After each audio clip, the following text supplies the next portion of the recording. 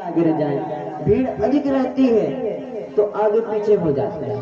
तो हम अपना हाथ उठाकर कहते हैं ना, भैया मैं यहाँ पर हूँ, भैया मैं यहाँ पर हूँ, रुक जाओ मेरे लिए। या आगे निकल जाते हैं, भैया यहाँ पे जाओ, मैं इधर खड़ा हूँ। तो उसी प्रकार हम लोग, ये संसार है और ये संसार पूरी भीड़ है, और इस भीड़ में हम आकर भगवान से विमुख हो गए। इसलिए हम हमारे दोनों हाथ को खड़े करके कहते हैं कि हे प्रभु, मैं यहाँ पर हूँ, आप अपनी कृपा मेरे ऊपर यहाँ पर कीजिए। होता है कि नहीं? आप कहीं पे जाते हो, फिर वो आपका हाथ देख के आपके पास आ जाता है। उसी प्रकार जब आप भगवान का नाम लेके, श्री राधे कहकर या नर्मदे हर कहकर या हर हर महादेव कहकर आप अपने जब दोनों हाथों को उठाते हैं, तो उस समय भगवान अपनी दृष्टि आपके ऊपर डालते हैं। तभी तो हम आपको कहते हैं कि जब भगवान का संकीर्तन हो, भगवान का भजन हो, तो आप अपने दोनों हाथ ऊपर उठा लीजिए और ताली बजाइए। ऐसे कहते हैं महाराज कि हाथ भगवान ने भगवान के संकीर्तनों में ताली बजाने के लिए दिए हैं। ताली भी एक स्वर है। ये पैर भगवान ने हमको भगवान के भजन में, भगवान की तीर्थ यात्रा करने में के लिए दिए कि भगवान का कहीं पर भजन हो तो तुम नृत्य करो, तीर्थ यात्रा करो, संतों की सेवा करो, महापुरुषों के पास जाकर उनका ज्ञान प्राप्त करो। पैर से ही तो जाएंगे ना। तो आइए हमारे मन और वाणी को पवित्र करने के लिए कुछ समय भगवान नाम संकीर्तन, बड़े ही भाव से सभी संकीर्तन करेंगे। राधे कृष्णा कृष्णा कृष्णा कृष्णा राधे राधे, राधे श्याम श्यामा श्याम श्यामा राधे राधे, राधे कृष्णा कृष्णा कृष्णा राधे राधे, राधे श्याम श्यामा श्याम राधे राधे राधे,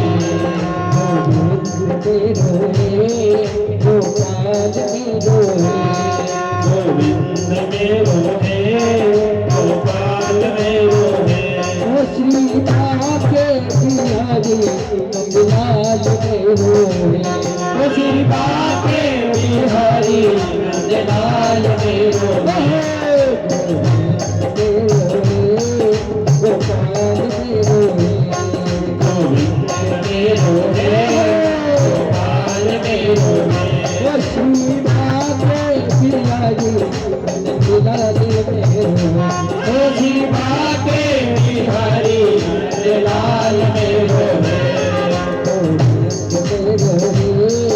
गोपाल में रोहे, गोविंद में रोहे, गोपाल में रोहे, श्री बाके बिहारी नंदलाल में रोहे, श्री बाके बिहारी नंदलाल में रोहे, श्री बाके बिहारी नंदलाल में रोहे, श्री बाके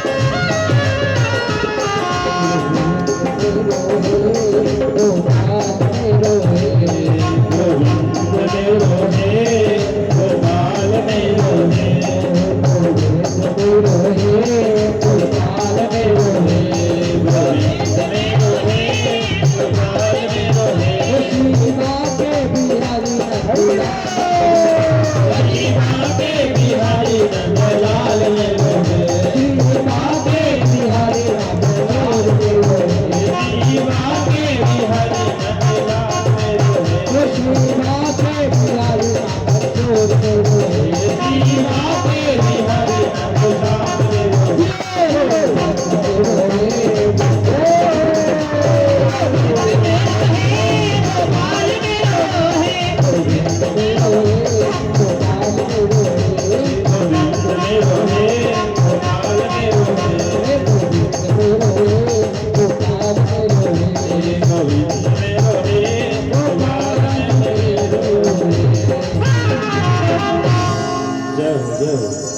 श्री राधे। अच्छे महाराज, संकीर्तन किया 3 दिन हो गए। आज हमारी कथा का तृतीय दिवस है। अब संकीर्तन किया, बस संकीर्तन किया तो किसने किया? सिर्फ जो संगीत वाले बैठे हैं और जो महाराज जी बैठे हैं उन लोगों ने किया। अपने तो मुंह से आवाज भी नहीं निकली, पास वाले को भी पता नहीं चला कि भाई साहब कुछ गा रहे हैं कि नहीं गा रहे। तो महाराज, संकीर्तन क्यों किया जाता है? संकीर्तन आपके मन को पवित्र करने के लिए किया जाता है, आपकी वाणी को पवित्र करने के लिए किया जाता है, ताकि आपका मन भागवत में लगा रहे, भगवान की कथा में आपका मन लगा रहे। इसीलिए तो संकीर्तन किया जाता है ना। परंतु आप लोग तो संकीर्तन गाते ही नहीं हैं। संकीर्तन सभी को गाना चाहिए। आप सभी के लिए तो हम संकीर्तन करते हैं, और यदि आप ही लोग संकीर्तन नहीं करेंगे, आप ही लोग अपने मन वाणी को पवित्र नहीं करेंगे, तो संकीर्तन करने का फायदा क्या निकलेगा? संकीर्तन करने का अर्थ क्या निकलेगा? अभी जब भी संकीर्तन है, एक और भजन गाएंगे, हाँ, और बड़े भाव से आप सभी भी हमारे साथ गाएंगे। गाएंगे कि नहीं गाएंगे? सभी को साथ में गाना है, बड़े भाव के साथ गाएंगे। राधे कृष्णा कृष्णा कृष्णा राधे राधे, राधे श्याम श्याम श्याम राधे राधे, राधे कृष्णा कृष्णा कृष्णा राधे राधे, राधे श्याम श्याम राधे राधे राधे, राधे कृष्णा कृष्णा कृष्णा राधे राधे, राधे श्याम श्याम राधे राधे, राधे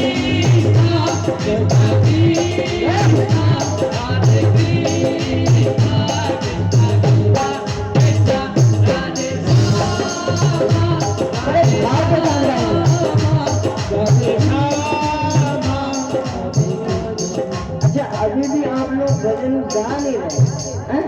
जिनको गाइए बड़े भाव के साथ, क्योंकि जब तक आप लोग संकीर्तन नहीं करोगे, आपका मन पवित्र नहीं होगा, भागवत जी में आपका मन नहीं लगने वाला। तो बड़े भाव के साथ दोनों हाथ उठा के गाइए। राधे कृष्णा कृष्णा कृष्णा कृष्णा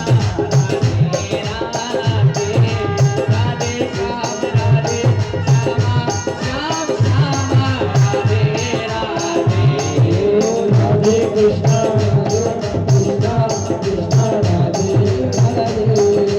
राधे, राधे श्याम श्याम राधे राधे राधे, ओ राधे कृष्णा कृष्णा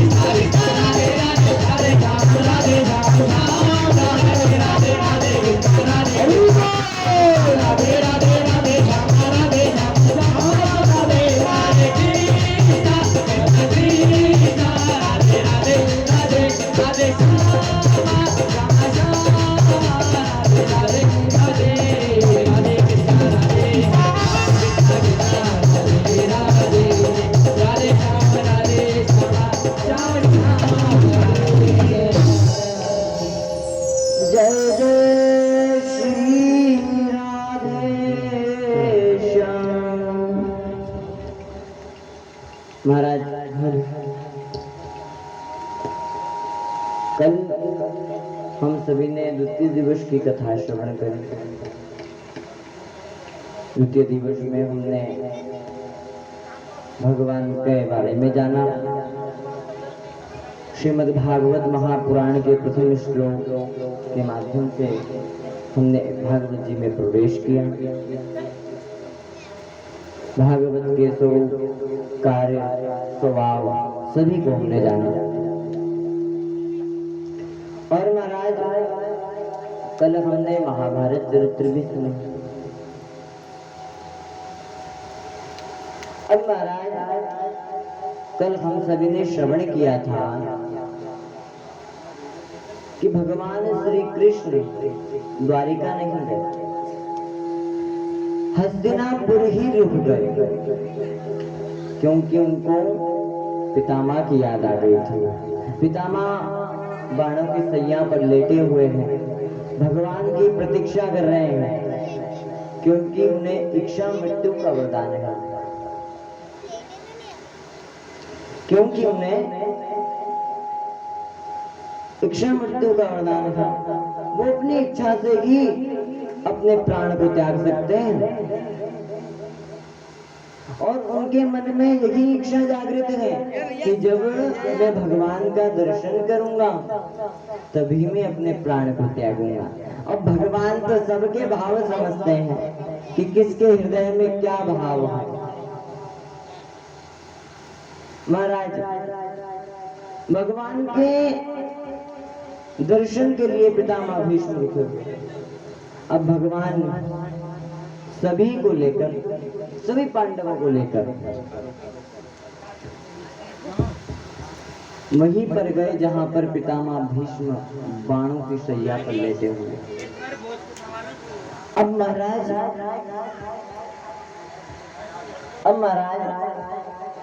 जब पांडव पहुंचे तो श्री कृष्ण भगवान पांडवों के पीछे छुप गए, दिखे नहीं। अब जब महाराज पितामह को श्री कृष्ण भगवान नहीं दिखे तो पितामह ने बड़ा मन में आश्चर्य किया कि ये कैसे हो सकता है, भगवान मुझे अंतिम समय दर्शन देने के लिए नहीं आए, ये कैसे हो सकता है। महाराज फिर जब पितामह भीष्म ने अर्जुन की ओर देखा तो भगवान अर्जुन के पीछे छुपे हुए खड़े थे। अब जैसे ही देखा तो भगवान पीछे से आगे आ गए। सभी ने भगवान सहित भगवान ने भी पितामह भीष्म के चरणों को स्पर्श किया, सभी लोगों ने स्पर्श किया। अब महाराज भगवान श्री कृष्ण ने कहा, राजन जो पितामह भीष्म थे उनके पास इतना ज्ञान था जिसकी कोई सीमा नहीं, बहुत ज्ञान था महाराज, उनके पास बहुत ज्ञान था। उन्होंने कहा, महाराज ये जो पांचों पांडव है ना, ये महाभारत के जितने भी युद्ध में सैनिक मरे हैं उसका दोषी ये अपने आप को मानते हैं। आप कृपा करके इन्हें उपदेश दीजिए कि ये राज्य इन्हें कैसे संभालना है, इस राज्य में इन्हें क्या करना है, इस राज्य का इन लोगों को कैसे पालन पोषण करना है। भगवान श्री कृष्ण पितामह से कह रहे हैं ये बात। तब पितामह भीष्म कहते हैं कि दान धर्मान राजधर्मान मोक्ष धर्मान विभागशः स्त्री धर्मान भगवत धर्मान समासव्य संयोगता। क्या कहते हैं? दान करो और दान करो, खूब धर्म करो। और महाराज पर जब उन्होंने ये बात बोली स्त्री धर्मान भगवत धर्मान, ये बात जब उन्होंने कही कि स्त्री धर्मान भगवत धर्मान, तो वहीं पर द्रौपदी जी भी खड़ी हुई। और द्रौपदी जी ने जैसे कि ये बात सुनी कि स्त्री धर्मान भगवत धर्मान, मतलब स्त्री का सम्मान करो, तो द्रौपदी जी हंस पड़ी। द्रौपदी जी हंस पड़ी। पितामह भीष्म ने कहा, क्या हुआ पुत्री, क्या मैं कुछ गलत उपदेश दे रहा हूँ? आप क्यों हंस रही हो, क्या कारण है बताइए। द्रौपदी ने कहा, नहीं पिताजी कोई कारण नहीं। पितामह भीष्म ने कहा, नहीं, कोई सभ्य स्त्री, सुंदर कुल की स्त्री बिगर बात कभी नहीं हंसती है। जो महिला सभ्य है, सम्मानित है, पारंपरिक कुल से है, वो महिला कभी भी बगैर बात नहीं हंसती है महाराज। पितामह भीष्म ने कहा, बताइए। द्रौपदी ने कहा कि पिताजी, अभी तो आप कह रहे हैं दान धर्मान, राज धर्मान, मोक्ष धर्मान, विवाहता, स्त्री धर्मान, भगवत धर्मान, समाज सबके सहयोगता। स्त्री का खूब सम्मान करो, भगवत की तरह मानो। परंतु जब वो कौरव मेरा चीर हरण कर रहे थे, तब तो आप वहां पर बैठे हुए थे,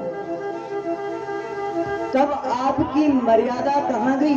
तब आपको ये धर्म याद नहीं आया था क्या? अरे यदि आप एक बार उनकी ओर आंख उठाकर भी देख देते कि तुम ये क्या कर रहे हो, तो कौरवों की हिम्मत नहीं थी, कौरवों की हिम्मत नहीं थी कि वो मेरे वस्त्र को भी हाथ लगा सके। परंतु तब आपका धर्म कहाँ गया था? तब आपका ज्ञान कहाँ गया था? तब आपको ये ज्ञान याद नहीं आया? तब आपको आपका ये उपदेश याद नहीं आया? तो पितामह भीष्म कहते हैं, पुत्री तुम बिल्कुल सही कह रही हो, सबसे बड़ी गलती मेरी ही है। यदि मैं उस दिन खड़ा हो जाता, परंतु मेरी मर्यादा में बंधा हुआ था, मेरे हाथ में उस समय कुछ नहीं था पुत्री। यदि मेरे हाथ में कुछ होता तो मैं ऐसा नहीं होने देता। पितामह भीष्म ने बड़ा ही सुंदर उपदेश दिया। एक अध्याय का पूरा जो उपदेश है वो रामा भीष्म ने पांडवों को दिया है। इसके बाद भगवान की ओर निगाह गई और भगवान की बड़ी ही सुंदर स्तुति की है कि इतिमति रूपकल्पिता वितृष्णा भगवती सात्वत पुंगवे विभुम्ने ससुखमुपगते क्वचित् दुहर्तुं प्रकृतिमुपयुषि यद्भव प्रवाह। क्या कह रहे हैं? पितामह भीष्म ने भगवान की स्तुति की है और क्या कह रहे हैं कि इति मति रूप कल्पिता वितृष्णा। अब महाराज एक बात समझ में नहीं आई, आपने भी कभी किसी श्लोक का पाठ किया होगा तो जो इति शब्द होता है उसका अर्थ होता है कि अंत, खत्म, दी एंड, खत्म हो जाना। तो फिर इन्होंने इति शुरू में क्यों लगाया है? इति मति रूप कल्पिता वितृष्णा भगवती सात्वत पुंगवे विभुम्ने। इसका अर्थ संत भाव देते हैं, संत भाव देते हैं कि ये इसलिए इति लगाई है पितामह भीष्म ने क्योंकि ये जो हमारी मति है इसकी इति कहीं पर नहीं होती है। इसकी इति होती है तो सिर्फ और सिर्फ भगवान के चरणों में जाकर होती है। कहाँ पे होती है? भगवान के चरणों में जाकर ही हमारी मति की इति होती है। इसलिए तो कहा इति मति रूप कल्पिता वितृष्णा। अब कह रहे हैं भगवती सात्वत पुंग विभुम्ने ससुखम उपगते क्वचित् दुहर्तुं। मेरी एक पुत्री है, मेरी पितामह भीष्म कह रहे हैं कि मेरी एक पुत्री है जिसके लिए सुयोग्य वर मुझे अभी तक कोई मिला नहीं, और वो वर आज मुझे मिल गया है। और वो वर कोई है तो वो है आप ही मेरी पुत्री को सुखी रख सकते हैं, शांति दे सकते हैं। अब महाराज जब पितामह भीष्म ने ये बात कही कि इनकी पुत्री है, क्योंकि पितामह भीष्म तो ब्रह्मचारी है, उन्होंने तो संकल्प ले रखा था कि मैं अपने ब्रह्मचर्य का पालन कभी नहीं तोड़ूंगा, तो इनकी पुत्री कैसे हो सकती है महाराज? तो क्या कहा इन्हें कि इतिमति रूप कल्पिता कृष्ण भगवती सात्वत पुंगवे ब्रह्मने ससुकम उपगते क्वचित दुहर्तुम। मतलब मेरी मति रूपी जो बुद्धि है वो आपके चरणों में ही सुखी रह सकती है। आप मेरी मति रूपी बुद्धि को स्वीकार कीजिए और स्वसुखम उपगते क्वचित दुहर्तुम, आप ही इसे सुख दे सकते हैं, आप ही इसे शांति दे सकते हैं। परंतु महाराज आजकल शांति तो टीवी देखने में मिलती है, मोबाइल चलाने में मिलती है, भगवान का भजन करने में किसी को शांति नहीं मिलती है आजकल। वहां पे तो बोरिंग फील होता है। हम भी कहीं पे पूजन पाठ कराने जाते हैं तो यजमान देवता पूछते हैं कि महाराज जी पूजन में कितना समय लगेगा? बोलते महाराज 3 घंटे तो लगेंगे कम से कम। अरे बाप रे बाप, 3 घंटे? इतना समय 3 घंटे कैसे बैठेंगे? बीच में थोड़ा बहुत रेस्ट होगा कि नहीं? और पिक्चर देखने जाएंगे 4 घंटे की, उनको रेस्ट नहीं चाहिए। वो 5 मिनट का क्या होता है उसमें, क्या होता है इंटर, हाँ 5 मिनट का जो इंटर होता है उसी में उनकी थकान दूर हो जाती है।